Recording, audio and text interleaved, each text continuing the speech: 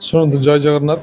मु प्रथमे ओडिशार मान्यवर मुख्यमंत्री लोकप्रिय नेता 4.5 कोटी ओडियांकर परिचय।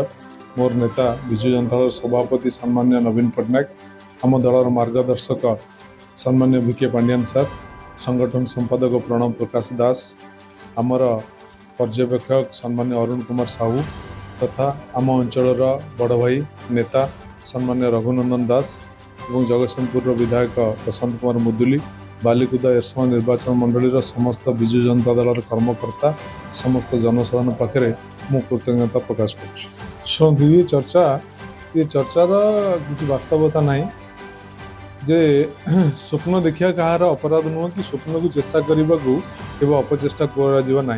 तेणु विधायक पदपाई समस्ते विभिन्न दाबीदार थिले, जो मैंने दाबीदार थिले से माने मोठू सम्मान्य, मोर श्रद्धेय, मोर बड़ भाई, आम गोटे परिवार सदस्य भाया मोर मध्य यथेष्ट मो उपर विश्वास भरसा अच्छी, विजु जनता दल संगठन उपर विश्वास भरसा अच्छी जे आम समस्त परिवार सदस्य को एकाठी करी किपरि भाव में रणनीति पारिबू से आम योजना करूँ।